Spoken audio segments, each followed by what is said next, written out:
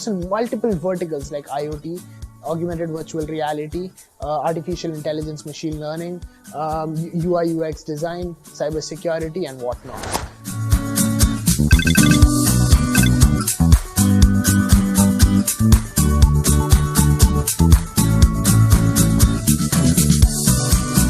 Hi, so I'm Miran Junaidi. I'm a computer science sophomore here at SRM University Amravati and machine learning enthusiast at Nextech Lab. So broadly speaking, I have done my 3 semesters here, 1 semester at UC Berkeley, and currently I'm pursuing my 5th semester here. Two of sophomores from SRM Chennai went to MIT as a part of their semester abroad program. And they went, they networked, they talked to a lot of people. They actually worked at MIT Media Lab, and then they realized that this kind of culture has to be brought into India. So a lot of people spoke to them about the brain drain that India is facing currently, and that's what they targeted. They wanted a reverse brain drain in order to make this a better country. So what they did is they bought the idea of MIT Media Lab back to India in SRM Katankalantur, and that was called the Nextech Lab. So they started off with a few verticals, and then they started building, hacking. They used to make prototypes, try cutting edge new technology, publish papers, participate in multiple hackathons, competitions, etc. And this actually boomed, and this was the first time India has ever seen something of this sort. And after setting up the Amravati campus, they brought the exact same idea here, and this is working amazingly, even better than Katankalantur campus to a certain extent. Part of the population works on projects, hacking, building prototypes, learning something new from the web and building it. And they do it the hackers way. That means they do not finish an end-to-end product, but the core tech is what they try, and they build something out of it. There are definitely end-to-end projects as well, but this is the whole idea, to build something, to build projects. And a lot of projects we build are not just for the sake of the internal community, not just for 5 friends sitting, hacking and building it. We actually try and get it out to the industry. To give you a raw example, we built something called, we are now actually working on something called AP Tourism app. So what it does is basically, it's a virtual reality application which takes you to multiple tourist locations in Andhra Pradesh, say Tirupati, Araku Valley, or say Visakhapatnam, and multiple places like this, and shows you a virtual surrounding of that exact place. Now, the tourism ministry of Andhra Pradesh was really interested into it, because this would be just one app attracting tourists to just go and visit multiple spaces. So idea which started from here, which started from SRM AP VR, which was the virtual reality app of this campus, extended to a scale of Andhra Pradesh, and now AP Tourism government is actually interested in it. So this is how we scale up our projects, and we work with huge organizations like NASA. We're actually doing a project with NASA. We're doing a project with AP Tourism government, as I told you, fill-in companies, as the other folks spoke about. Berkeley, a lot of collaborative work with Berkeley, a lot of collaborative work with MIT as well. So we have a mutual chapter called, it's basically machine intelligence community, which MIT is a part of and we are a part of. We are among the 7 schools that are a part of it.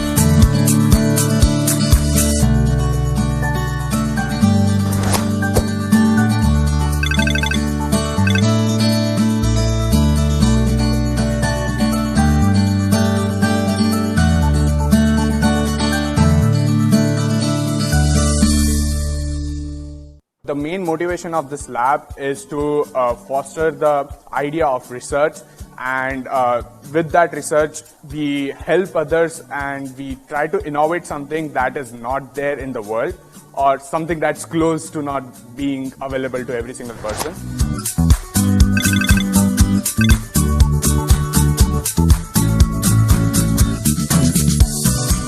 So Nextech Lab is a student-run organization where we do cutting-edge research and participate in hackathons all around the world.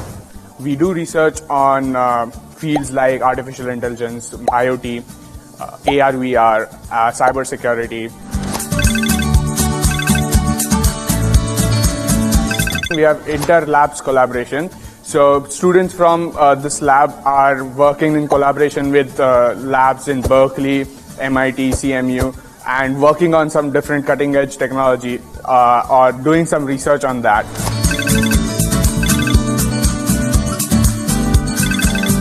Few months ago, me and a couple of members of this lab, we released a research paper on smart surveillance.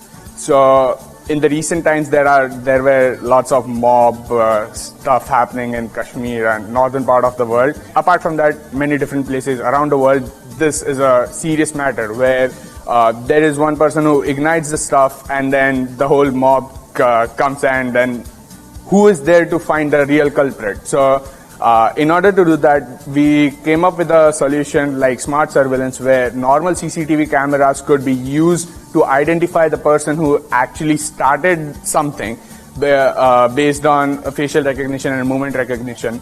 And if the person is found and we can identify them, we could use that data in order to prove that he started or something of the sort happened in this particular area as a proof or something.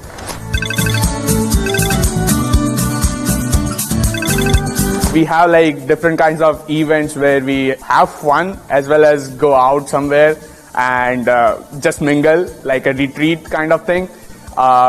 So it's a place where you could be yourself, not pretend to be a nerd, or most of the people over here are nerds, so we are open to everybody. Like I said, we don't discriminate between people. So if you are a nerd, if you are a normal kid, we are happy to induct you.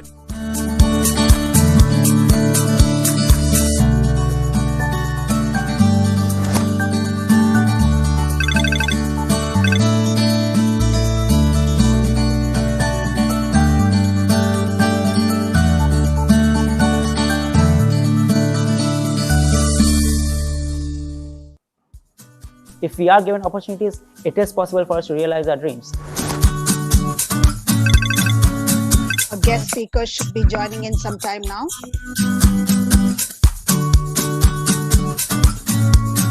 Since I was a kid, I've always found passion in playing games.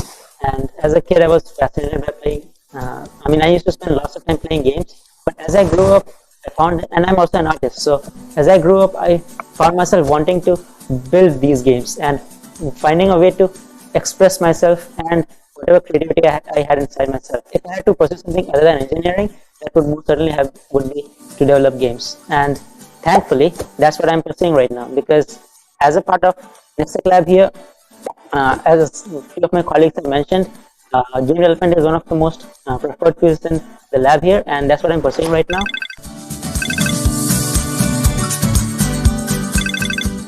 For me, art is a form of expression. As a kid, I used to draw a lot, and I'm good in drawing. So I used to draw out whatever I used to find interest in. As a kid, animes and cartoons were my interest. Then I switched over to like some of my favorite movie stars and wrestlers and all those things. But after coming to the university, I found that I can make much more of my art skills than just limiting it to paper. For example, after coming here, I learned the skill to develop games. And now how I use it is whatever things I see in animes and in the novels that I read, I try to reimagine them in the form of my games. For example, I read something, let's say, you must have heard of Naruto. It's a Japanese anime. Now, what if I wanted to build something like that or implement something like that? That's possible in the form of a video game. So that's what I consider to be an art. So just like paintbrush is a tool through which you can express yourself, I consider game development to be a tool through which I express whatever I feel. For example, if I want to build something like Naruto, I develop something of that sort and basically build games like that. Before I came to the university, I didn't have much idea about how to build games. It was my passion, but I thought that since I'm in India, there's not much scope for me, and I would hit the ceiling very soon. But after coming to the lab, it broadened my horizon. I realized that, okay, so there are things in India that you can do, because in India, game development is seen as something that is really looked down on right now. Because the moment I say I want to make games, my parents always say, why don't you make better use of your time? Do some, I don't know, civil engineering or mechanical engineering. But after coming to Nextech Lab, after listening to all the founders of the Nextech Lab, I realized that even in a university like this, even in a country like this, if we are given opportunities, it is possible for us to realize our dreams. And so after coming to the university, I started making smaller games because I had a bit of coding background. So I really had to just direct that coding background to developing games. First game that I made was a really simple one. It's a rollerball game. So press the arrow keys and the ball rolls around and collects small collectibles. But as I moved forward, I went on to build bigger games. The most notable one of them being the one that won a competition called Indian Game Development Challenge last year. So that was basically a 2-month-long productathon where there were contestants from all over India, and we basically had to compete with each other for 2 months and develop a game. And luckily, I had a very good team, and we built a game that defeated all the other teams. And as a reward, we were invited over to Slush in Finland, which some of my colleagues already told you about. So that was one of the most notable games that I built. And moving ahead, I was inspired from that, and so I built more games after that. And I was invited to one of the biggest game development conferences in the world called Game Developers Conference. It was in San Francisco. So that was one of the places where I got to demonstrate some of my other games as a representative of one of the biggest game engines in the world called Unity, like this one. So these are some of the most notable games that I've built. And I'm also currently building a game right now with a huge team. This is a really ambitious game that we really want to be like something that really expresses everything that we have built up until now.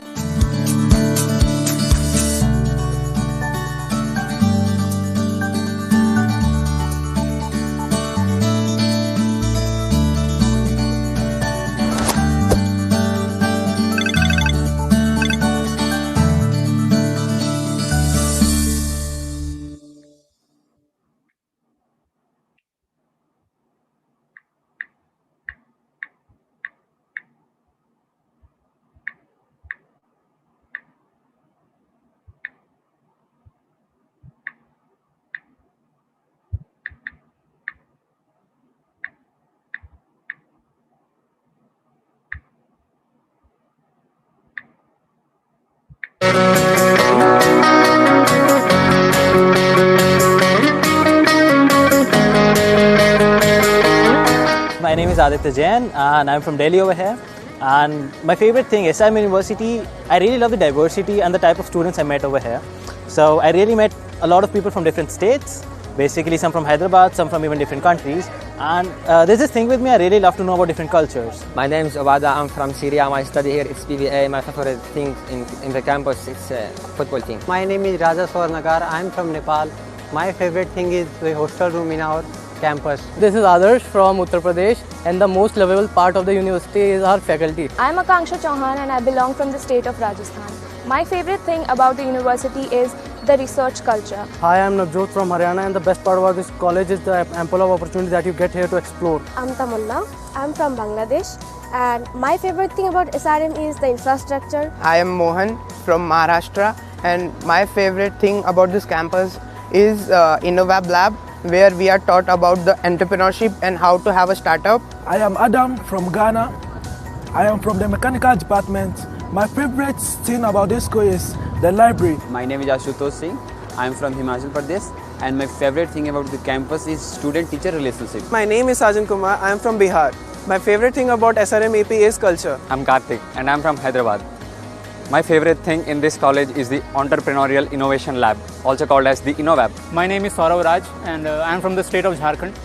My favorite thing about this campus is our hostel. My name is Adesh Gupta. I am from Madhya Pradesh, and my favorite part of this university is the work ethics that the people follow here. My name is Saujanya and I am from Andhra Pradesh. My favorite thing about this place is its international collaborations with universities such as Massachusetts Institute of Technology, University of California, Berkeley. Hi, I'm Rishwant and I'm from Karnataka. My favorite thing here is peer diversity. I have friends from almost all the states and across the globe. This is Ahmad Sohail. I am from Afghanistan. I have come from Kabul. Here I am studying on a BC branch on SRM University. So, If you're looking for a world-class education and unsurpassed academic opportunities, rest assured your journey starts here.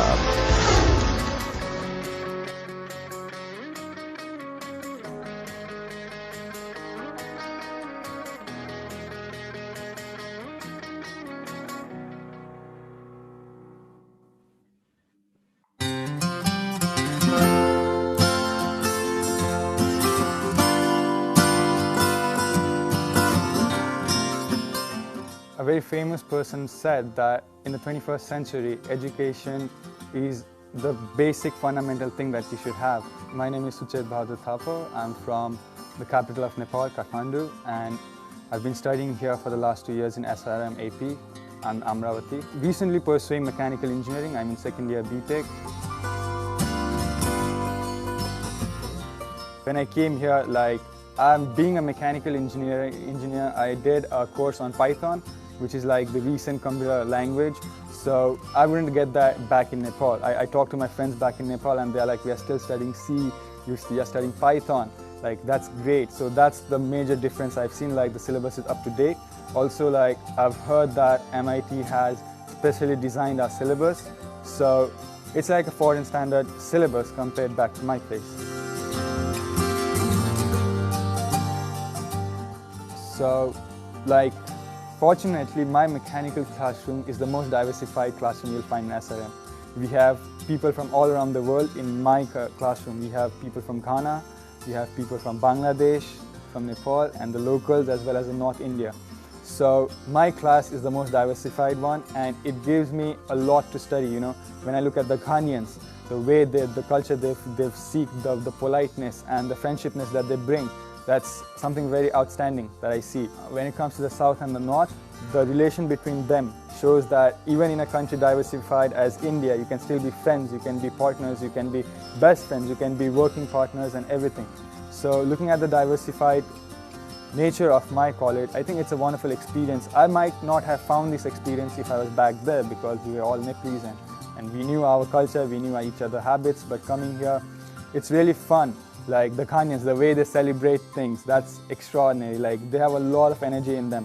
When it comes to South Indians, their discipline, it's something I've always respected. When it comes to North Indians, their cool behavior, it really makes me like home. So that's what this diversified campus has given me.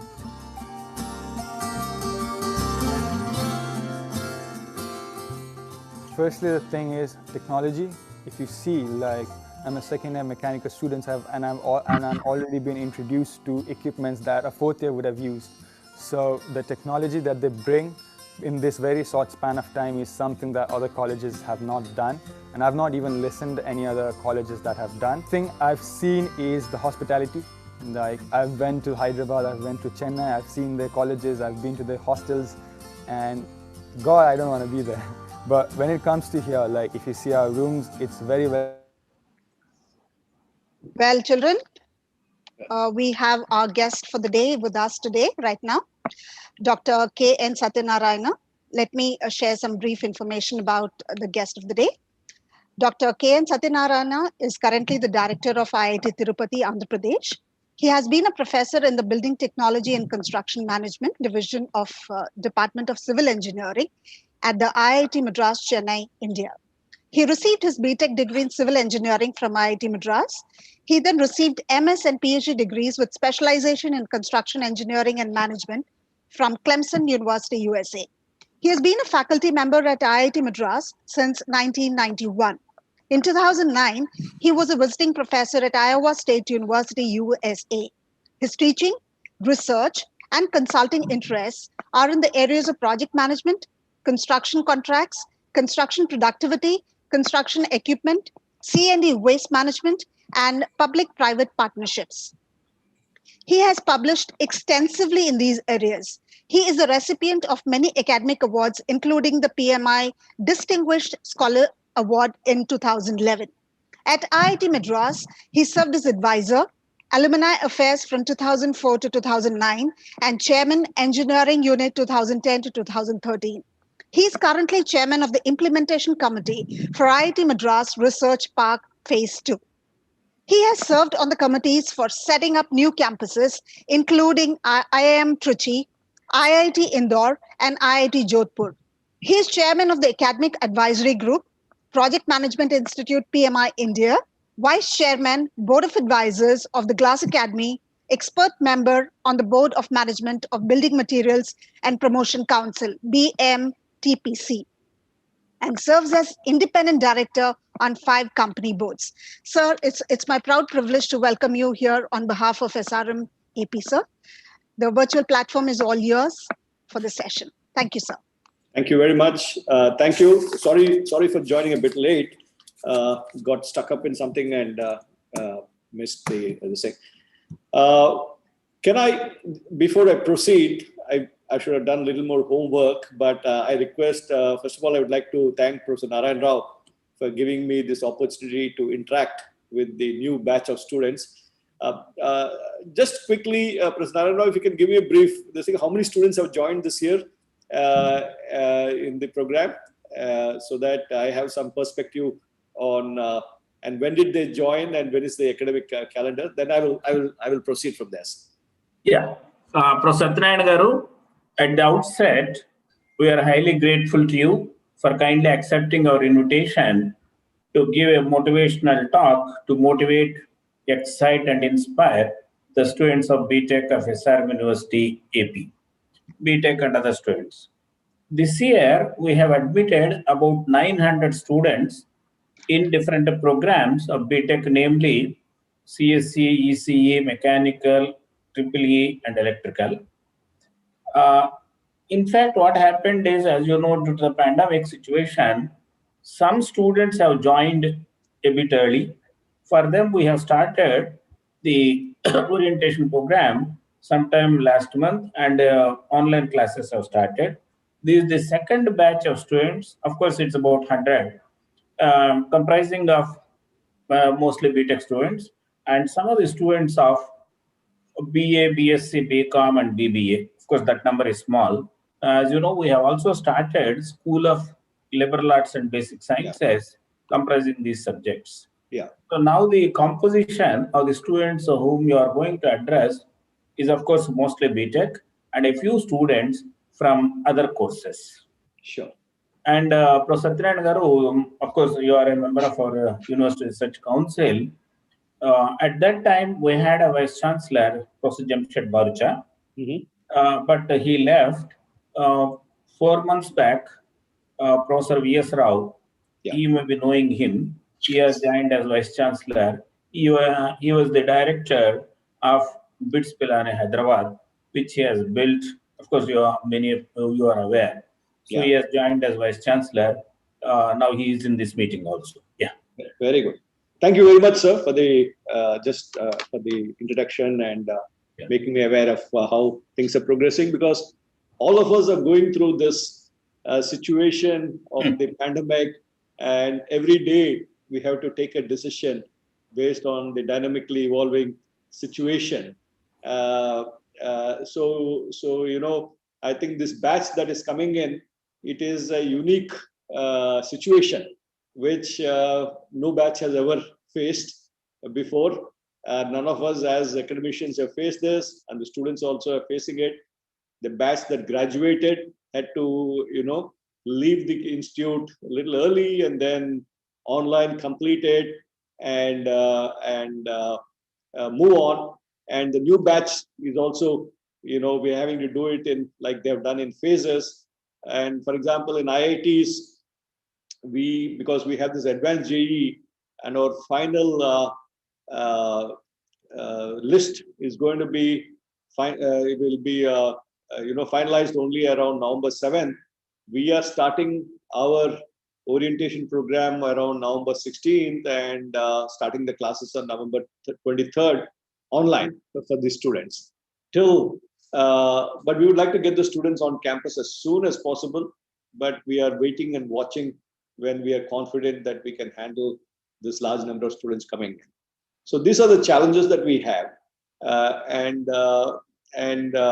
you know, this is causing a lot of disruption in how we do things.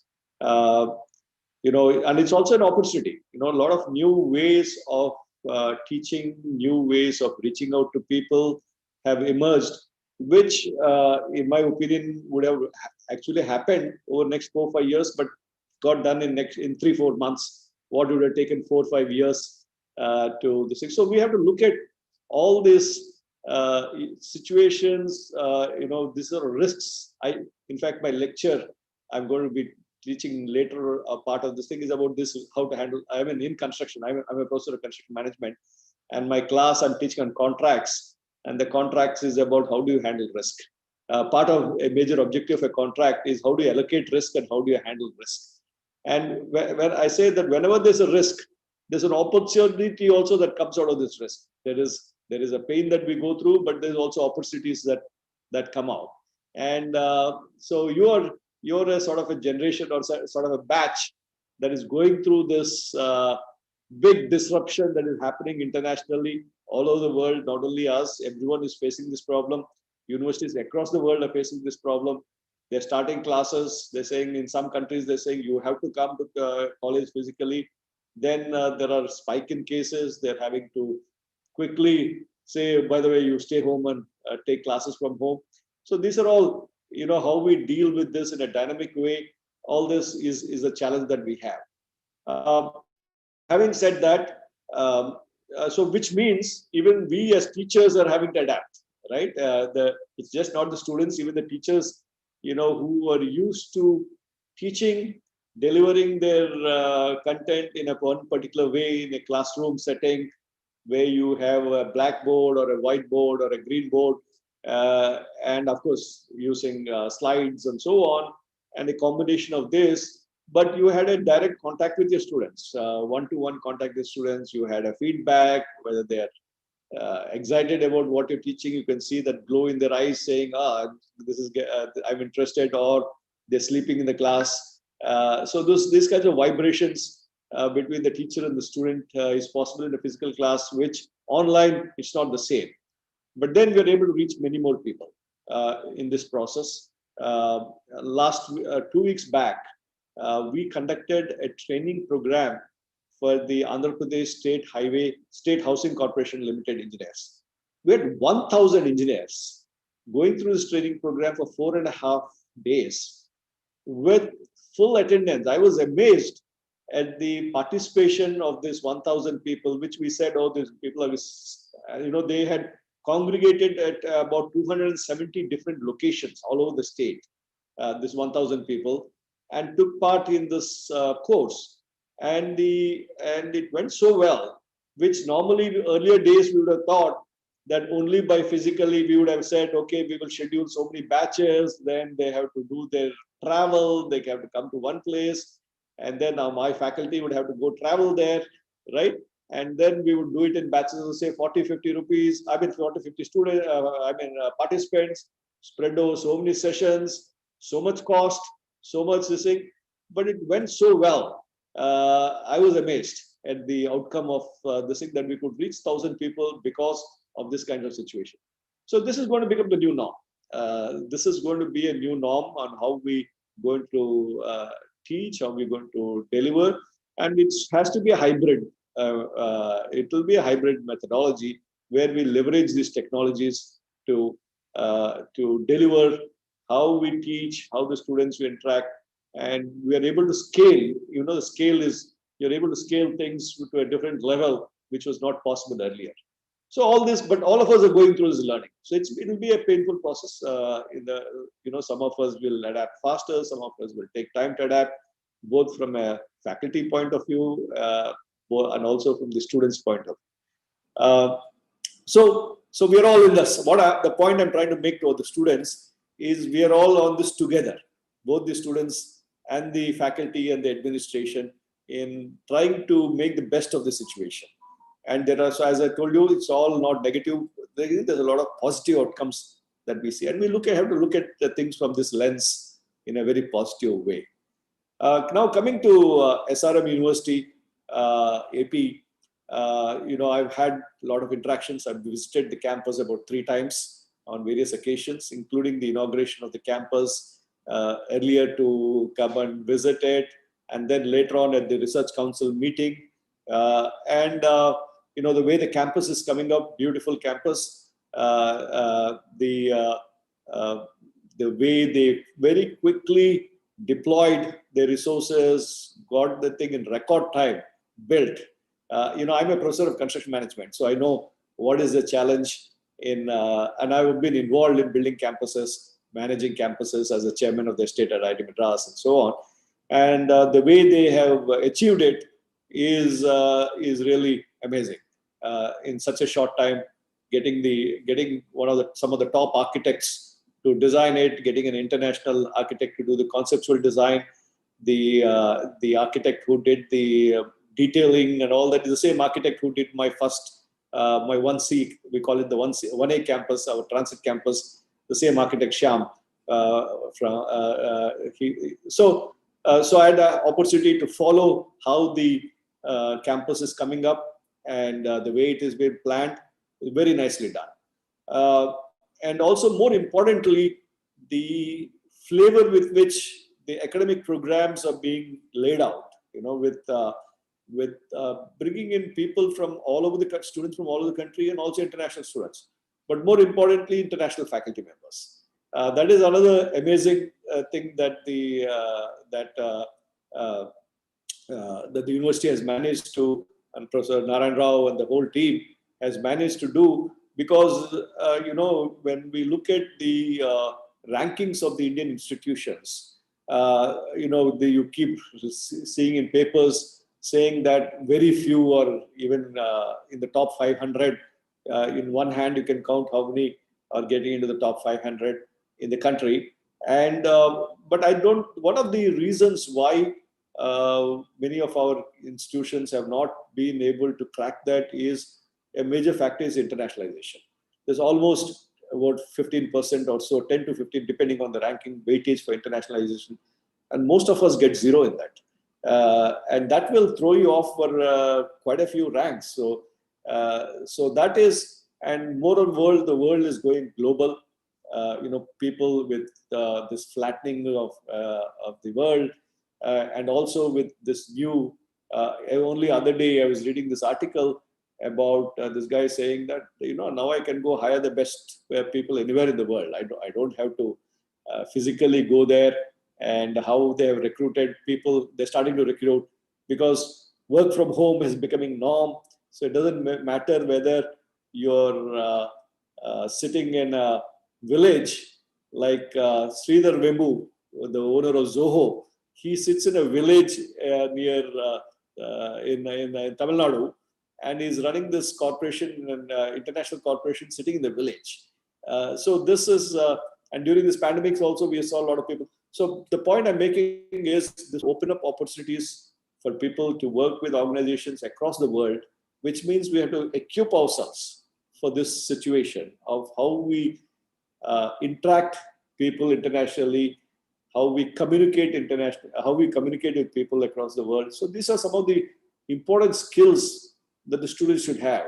Maybe language skills, then the way you work in teams. Now, working in teams earlier was making people work together physically in one place. Now you have to work across teams, across multinational boundaries. So which means you should pick up these skills.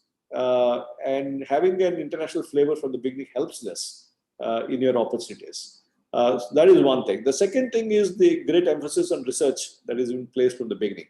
The way the faculty have been hired, very much focused on their ability, not only in terms of teaching, but also in terms of taking a research, which I don't see that kind of focus in many of the private college institutions. As institutions like mine, like IITs, we have a lot of resources that this center provides us, and our focus is on that. It's easier for us to do it. But a private institution which has to balance its finances with limited thing, and giving that focus is again a very welcome and very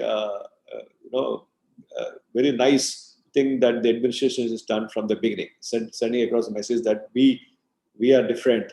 And I think the students coming into this program, into this institution, are lucky to enter into an institution which has that kind of focus.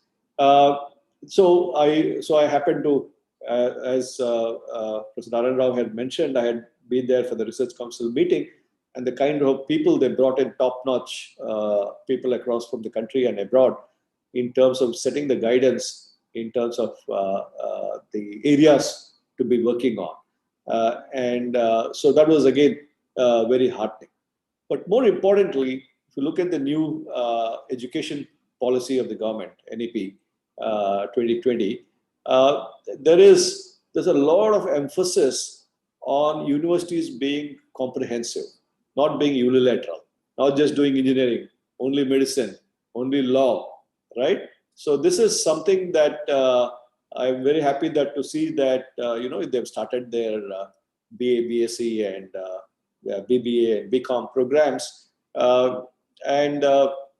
in fact, you have today, I believe there are some 10,000 teacher training institutes. New education policy says you should not be doing that. A Department of Education should be a part of university from where the people go and learn. But more importantly, things are becoming more and more interdisciplinary. Problems are to be addressed from all directions. Whether it is interdisciplinary within engineering, interdisciplinary across science and engineering, across science and humanities. There are areas that are emerging like digital humanities, where computer science people and humanities people work together. Even in my institute, for example, I have some electrical engineering people who are interfacing with them, image processing, these kinds of character recognition. All this comes under image processing and deep machine learning, and so it's very good that, and it will be great that you as engineering students go take some of those courses that are offered even for the BA, BSc students, a few of the courses, so that you get that wholesome treatment of how you learn, how you look at things, right? Very often, yesterday I was in a session on the high-speed rail, the national bullet train between Ahmedabad and Mumbai that's being built, 508 kilometers first phase, where the trains are going to be running at 320 kilometers speed. It's being developed with the Japanese technologies. But we've been talking to the NHI, the High Speed Rail Corporation, saying we need to Indianize a lot of these things. So we formed an innovation council to bring in Indian development of some of these technologies rather than just importing everything from Japan or China. How do we Atmanirbhar Bharat initiatives and so on? So we have an innovation council. I happen to be the innovation council on the high-speed rail thing. So we were talking a lot of the problems that we were trying to fund. They're funding some research topics across various institutions. A lot of them are technical. But then when it came to the actual implementation issues, they're more social, more socio-economic, political. All these issues come in and how these projects happen. And those are more difficult problems to crack than the technical problems. So it's good to have the exposure from the other. You have to be very strong in your own technical area. There's no doubt of it. So first thing is, as a student, when you graduate, you have to be fundamentally strong, conceptually and fundamentally strong in your core area, whether it's electrical or mechanical or civil. I'm not sure. Do you have civil there, sir? Yeah. Yes, sir. Yes, we have civil engineering. Okay, yes, good. Sir. Okay. Because many of the new institutions tend to start civil engineering much later on. So I was just checking on that. So whether you're from all these areas, you should have your fundamentals very strong. But what we're saying is that is essential, but that is not enough. It is also enough that you develop your on the various aspects that I alluded to earlier, in terms of communication, in terms of ability to work in teams. All these are also the skills that you need to pick up, and also having a broad knowledge. We call it as the T model, where you have the top of the T is the broad area of knowledge that you have, and the stem of the T is the depth that you have in a narrow area also. So you should consciously develop this. And any organization that is looking at hiring people will definitely look at your strength of your technical capability plus the other aspects. So you have to focus on all these various aspects as you go forward, and the way the platforms are being provided, I have seen in SRM, you see those opportunities of developing all these aspects, and you know, the number of institutions that are come up in AP. There are a lot of. We're also looking at how to work together on various aspects, jointly work with various institutions, and so on. Now, many of you would have chosen branches, you know, not necessarily because you have a passion for it or you're interested in it or you're the same, but based on the rank you got or the marks you got. So obviously institutions will give the opportunity for the person with the higher performance academically to choose their this thing. But having chosen a given branch and got into it, I think you should. I'm not saying you should continue with it for your lifelong, okay? But learn that, you know, get immersed in it, because unless you are passionate about it and you are and you start enjoying that thing, otherwise it's a drudgery for you. So whatever you learned, for example, when I did my engineering, there were certain courses I said, why am I learning all these things? But later on, I don't think there's one single course that I've taken which I've not found at some point of time some use for that I have done that course. For example, let me take an example of how, as a civil engineer, all engineering students have to do 2 electrical engineering courses. Okay, we used to call it electrical science 1 and electrical science 2.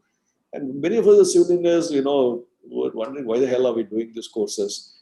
Should we be, you know, you don't take interest at that time. But later on, as a civil engineer, also I find that, you know, when you work in a project, there's a lot of electrical engineering aspects, whether your power systems in your buildings. And today, if I take a building, I'm giving you, because I'm a civil engineer and I have a little more deeper knowledge of that area, I'm taking that as a case study, but it's applicable across. And today, if you take a building, you know, the building is today not just a brick and mortar, as they call it. It's not just, today's buildings are lot of networking systems, a lot of services. So if you're talking about water, wastewater, this is all piping. So we call them mechanical services, elevators, then your networking systems, your safety systems, right? Your communication systems. All these become a major part of the building, and more buildings are run by software. Like a car today, if you take a car today, you know, earlier they say there was something like more than 1,000 moving parts in a car. It's coming down to about 20 moving parts. But a car is more today electronics and sensors and software than the mechanical part of it. So if you're going to be an automobile engineer, and if you say, I'm going to only think of IC engines and transmissions, you know, your expertise as an automobile engineer is very limited to that, what is going to become only 20% or 30% of a car. The 80% of the car is in the sensors and the software and the communication systems, all these things. So these are all evolving. You know, what is, at the end of the day, when you finish your degree and you go out, and as they say, the knowledge is doubling every 3-4 years. And it's not that what you learned is not anymore relevant. It is not enough. Okay, no knowledge is becoming irrelevant. I hear some statements saying what you learn becomes irrelevant in so many years. That is not true. What is true is it is not enough. There's much more knowledge that is evolving. So you have to be one of the things we say, coming out of an institution, a university or this thing, is to come out with the ability to continue to learn lifelong. And unless you are a lifelong learner, you are no more relevant the way things are changing. So the point I'm trying to make is take deep interest in the subjects that you are going through during the semester, the semesters, and also be aware that the world is changing. Things are becoming much more interdisciplinary, that you need to be having a wide range of knowledge that you need to be picking up. And then there are also courses. You don't have to only restrict yourself to what is being taught in your classroom. Today, through MOOCs and then all these various platforms that are available, there are so many courses available all over, and you can access them from all over the world. So use those opportunities also to do that and keep upgrading your knowledge and the skills. So these are some of the points I thought I will share with the incoming class. So I just want to conclude by saying, yes, it's a challenge. It's probably we're going to face this challenge for one more year, where things are in terms of things getting back to what we call the old normal, but there's no old normal, it's a new normal, and things are going to change. So you have to be adaptive, and the world is changing very fast. So you have to be prepared for it. So with that, I will stop here, and I'll be glad to take a few questions. Professor Narayana or Professor V.S. Rao, I can be here for another 15 minutes. I told my class I will start at 12 o'clock. So I can be here for another 15 minutes. Yeah. Thank you, sir. Thank you, sir. My dear children, yes, sir. My dear children, you can type in your questions in the Q&A box. And as we get the questions, sir, this is one of the most important things which you shared just now about studying the subjects which are not relevant to the particular subject. Now, even today, we get these kind of... It's not the question not relevant. I'm saying it is very not related, not related. I stand corrected. Maybe not as a core. Yes. Now, the same kind of doubts I get from the students of this generation too. When they ask, ma'am, why are we studying biology when we are computer science student, or why are we studying biology when we are mechanical student? So it is continuing, sir. Yeah. So biology, that's a very valid point. Today, if I look at the research of mechanical engineering faculty, of our electrical engineering faculty, almost 50% of the cutting edge problems they work on are biology related. So there is, and so if you're not if you don't understand the biological domain, you are sort of really left out. And this is the same question our students also ask: why should I take biology? Why should I take interest in biology course and all that? But look at a lot of the research today. You have mechanical engineers modeling flow